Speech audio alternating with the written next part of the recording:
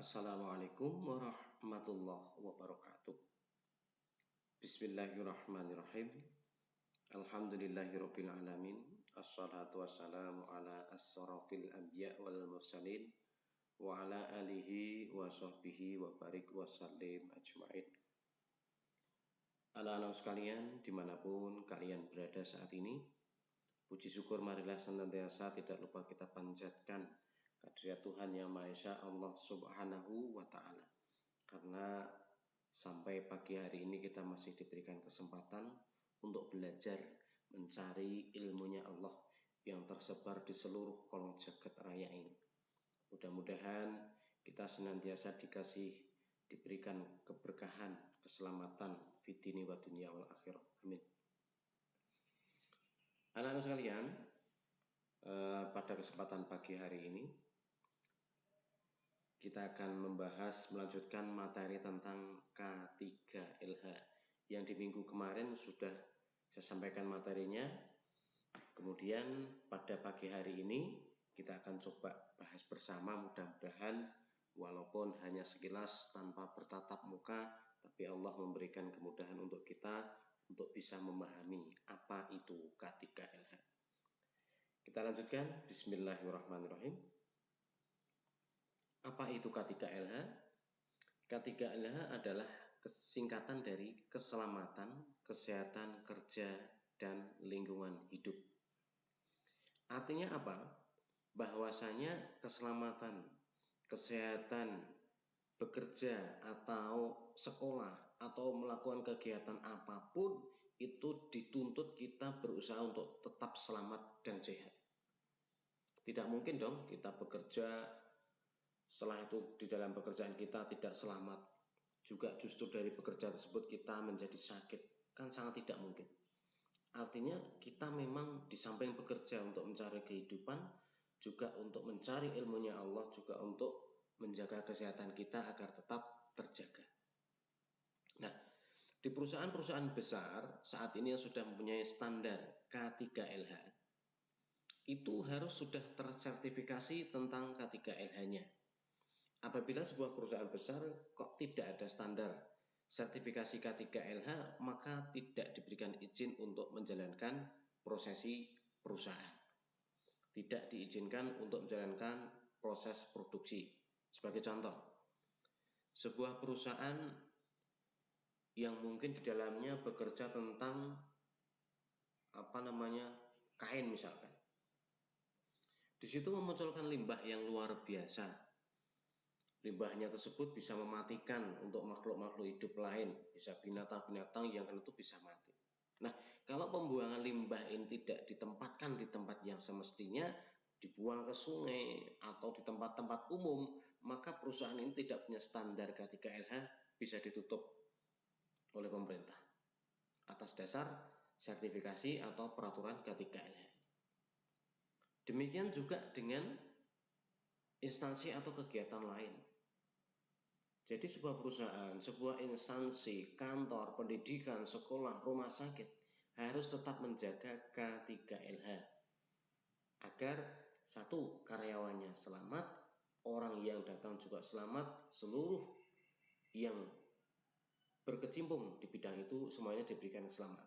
Walaupun keselamatan, kesehatan itu kewenangan Allah Subhanahu wa Ta'ala, tapi manusia diwajibkan untuk tetap berusaha. Nah, definisi keselamatan kerja apa itu sih sebenarnya? Kok ndadak ana peraturan K3LH barang ki lek kudu piye to sajane? Yang pertama adalah bahwa usaha dalam melakukan pekerjaan tanpa terjadi kecelakaan. Ada tidak orang yang bekerja terus di kantornya, di pekerjaannya dia mengalami kecelakaan? Banyak, sangat banyak. Mungkin baru mengendarai forklift, ngangkat barang dengan forklift, tiba-tiba forkliftnya rubuh dan sebagainya. Mungkin yang baru ngecor bangunan lantai 2, lantai 3, tiba-tiba dia jatuh dan sebagainya. Ini adalah kecelakaan. Dan itu tidak bisa diprediksi, tidak bisa ditentang, tidak bisa ditolak. karena itu kecelakaan. Nah, keselamatan kerja di sini yang dimaksud adalah mencegah piye carane agar kecelakaan tersebut sekecil mungkin terjadi. Kalau di sekolah ya misalkan saat kita pembelajaran bagaimana susunan listriknya, pengabelan listriknya bagaimana, apakah kabelnya ada yang kelewer atau tidak, itu faktor keselamatan pembelajar.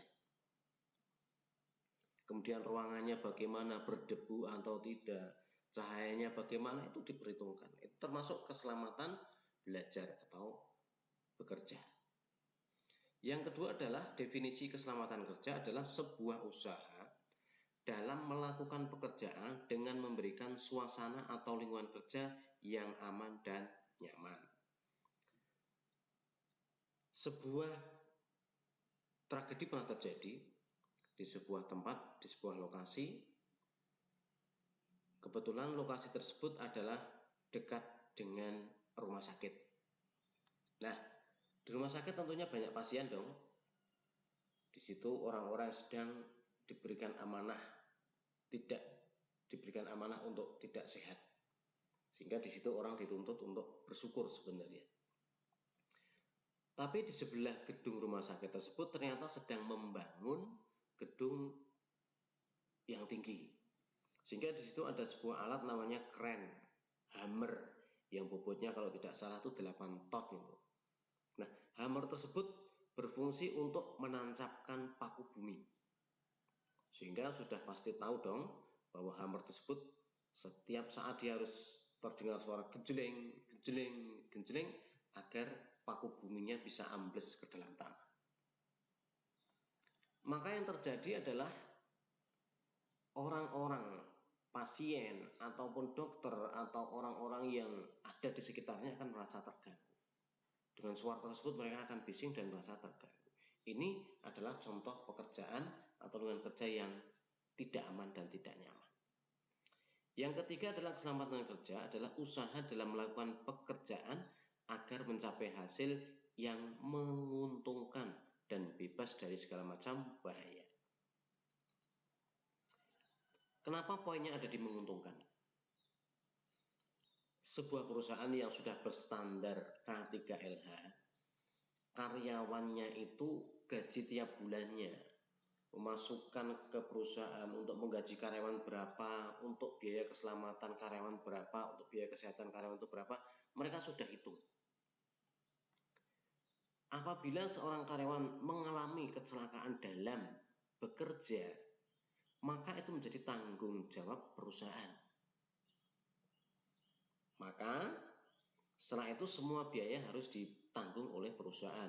Otomatis budget yang harusnya tidak keluar, maka dia harus mengeluarkan uang untuk membayar biaya pengobatan si karyawan tersebut. Inilah sebenarnya dimaksud dengan kata menguntungkan.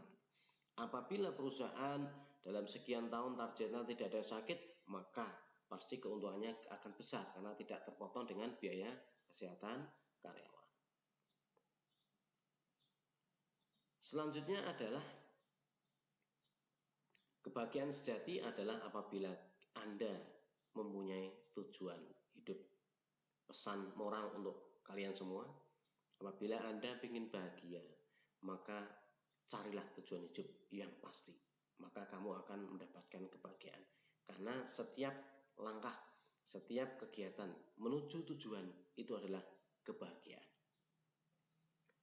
Kita lanjutkan dengan tujuan keselamatan kerja. Ada 4 poin tujuan keselamatan kerja. Yang pertama adalah melindungi tenaga kerja atas hak keselamatannya dalam melakukan pekerjaan untuk kesejahteraan hidup dan meningkatkan produksi serta produktivitas nasional. Sudah saya sampaikan di depan tadi bahwasanya keselamatan kerja itu juga merupakan salah satu poin utama dari perusahaan karena setiap karyawan itu punya hak untuk selamat dalam bekerja dan perusahaan punya kewajiban untuk menjamin keselamatan karyawannya.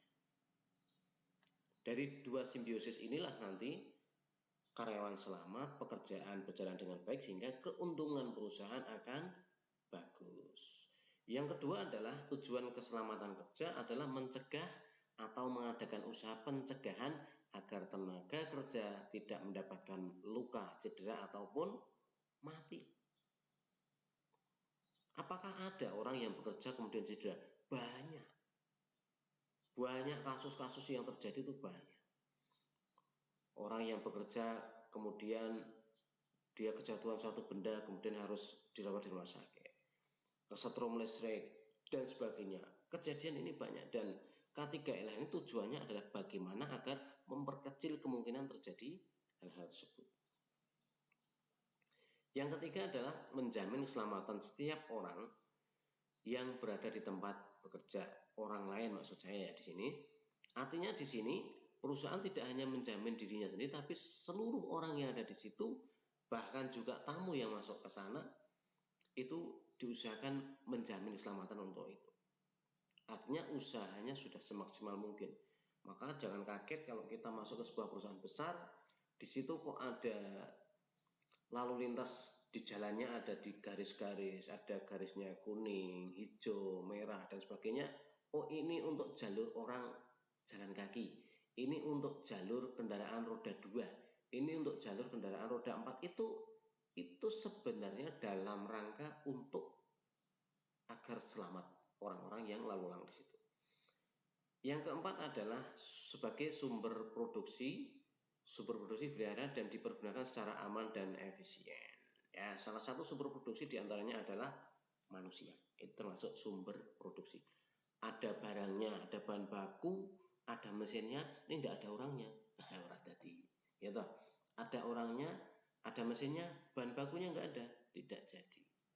Ada bahan baku, ada orangnya, mesinnya nggak ada, ya tidak jadi. Artinya semuanya, 3 unsur ini harus berjalan bersama.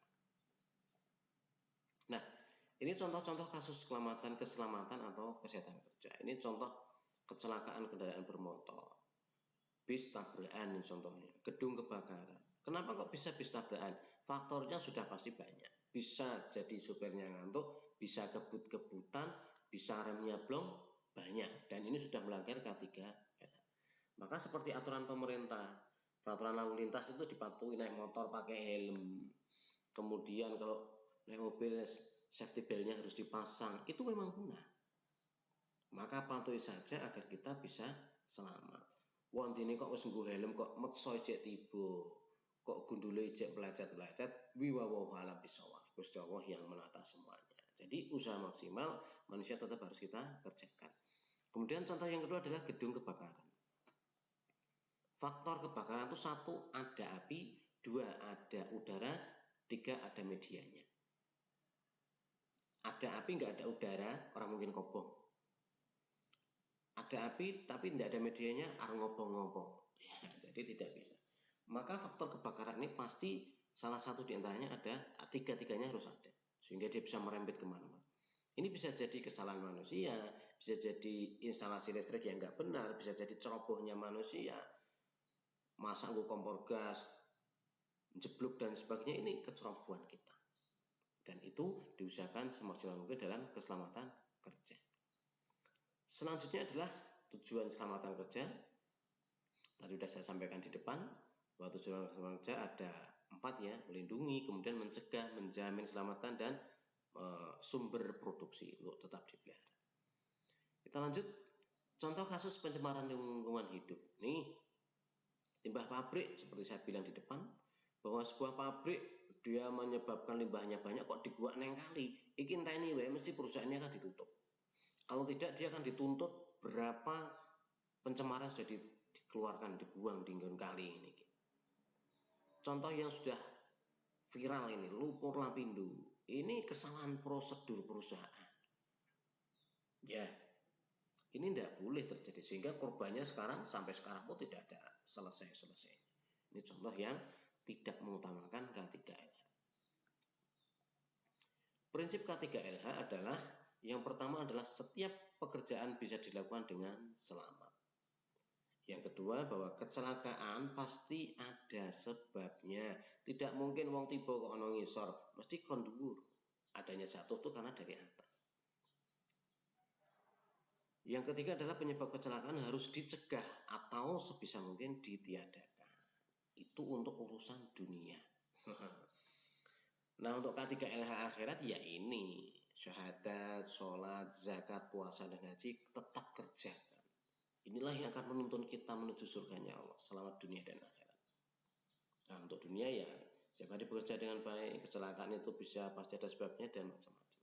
Kita lanjut.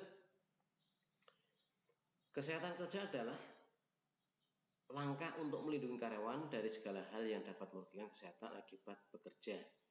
Apa yang dilakukan perusahaan? Satu, pemeriksaan karyawan. Pekerja baru atau pekerja lama. Ini mengacu pada Undang-Undang Ketenagakerjaan Nomor 13 Tahun 2003.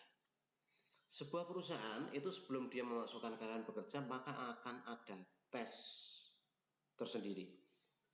Bisa, salah satu diantaranya adalah tes medical check-up. Ini fungsinya adalah untuk mengetahui tingkat kesehatan karyawan sebelum dia bekerja. Nah, medical check-up ini memang harus dilakukan oleh perusahaan-perusahaan berstandar K3LH karena budget mereka kesehatan karyawan itu merupakan budget yang cukup besar. Biaya yang cukup besar harus dia jaga.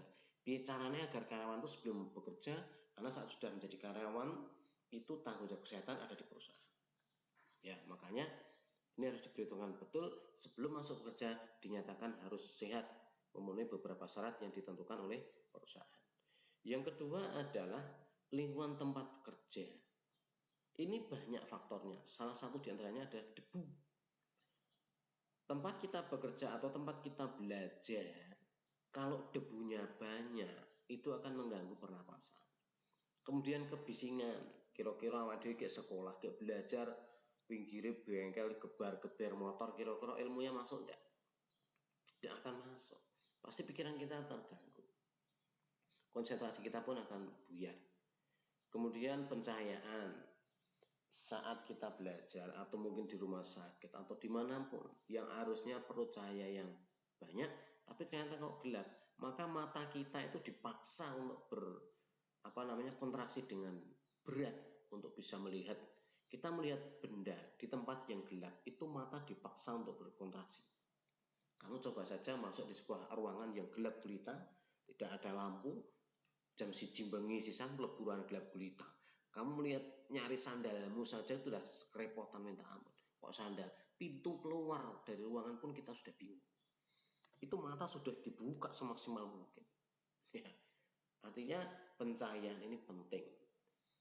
Berpengaruh pada penglihatan. Getaran juga berpengaruh seperti saya bilang tadi, sebuah rumah sakit atau sebuah kantor kok ndelalae sebelahnya itu ada orang sedang membangun dan ada hammer dipukulkan untuk memasang paku pancang, sudah pasti getarannya kan mengganggu kita. Gas beracun yang bisa langsung mematikan manusia banyak ya, jadi ada gas LPG yang bocor atau gas-gas beracun dari lab kimia yang bocor itu bisa menyebabkan kematian. Yang ketiga adalah ergonomi itu kondisi kerja, lingkungan kerja. Contohnya kalau kita memakai komputer, lingguwe kudu piye, duduknya harus bagaimana, apa deprok linggu, apa ndangak, apa piye atau siku dan sebagainya, itu ada tatanannya. Kemudian alat kerjanya itu membahayakan atau tidak. Kemudian dimensi tempat kerja atau proporsional tempat kerja itu sudah sesuai dengan standar atau tidak. Ini perlu diperhatikan untuk kesehatan kerja. Nah, kecelakaan yang terjadi di perusahaan atau di jalan, seperti contoh tadi kecelakaan bis, itu sebuah kejadian yang pada umumnya menganut 6 poin ini. Kejadian yang tidak direncanakan, kedua kejadian yang tidak diinginkan, posisi yang pengen kecelakaan kayak enggak ada. Kejadian yang tidak bisa diduga, ngerti-ngerti kejadian, ana wong tabrakan ngerti-ngerti ketabrakan. Karena kita tidak merencanakan ketabrakan. Tahu-tahu kejadian bisa terjadi kapan saja. Ngerti-ngerti weh awak dhewe kita tuh dene wong pacak selamat pacak tuh dibawa kemana-mana. Awak dhewe mlaku alon-alon ning pinggir numpak motor sudah pelan-pelan. Koncone numpak motor banter awak dhewe ditabrak. Awak dhewe sing banter malah ora apa-apa. Banter ngidak kerikil ngledak ngantem truk bar rampung. Itu juga contoh. Artinya kita harus hati-hati, waspada dimanapun tempatnya. Yang kelima adalah sebuah kejadian yang bisa terjadi di mana saja. Jadi kecelakaan ini iso ning ndi wae. Wis Jawaban paling top adalah tawakal, pasrah bahwa semua kejadian yang terjadi di seluruh permukaan jagat raya ini, termasuk jatuhnya daun yang kering itu adalah atas izin Allah Subhanahu wa Ta'ala. Maka kita berpasrah kepada Allah dan berusaha semaksimal mungkin agar takdir Allah yang terbaik untuk kita. Itu saja. Kemudian poin yang keenam adalah sebuah kejadian yang bisa menimpa siapa saja. Kecelakaan itu orang pilih-pilih. Orang pilih-pilih, tidak harus yang tua, tidak, yang sembarang bisa kena. Ya, tergantung nasibnya kita masing-masing. Jenis kecelakaan ada banyak, ada terjatuh, tergelincir, terpukul, terbentur, atau tersengat listrik, tabrakan, banyak sekali. Jadi hati-hati. Potensi kecelakaan bisa terjadi di mana saja. Ya, kayak numpak motor bisa, baru belajar juga bisa, kayak sinau kesandung kabel, kejaduk, baduke ngantor meja bocor, bisa saja. Ya, jadi ini hal yang harus kita waspadai, harus hati-hati. Itu saja anak-anakku sekalian, mudah-mudahan bermanfaat pertemuan singkat ini sehingga kita bisa mengambil manfaatnya. Hati-hati dalam kehidupan kita, be proud in your life, tetap semangat, tetap semangat untuk menuju masa depan dan percaya diri dalam kehidupan Anda. Terima kasih. Assalamualaikum warahmatullahi wabarakatuh. Waalaikumsalam dan mudah-mudahan diberikan kesehatan selalu.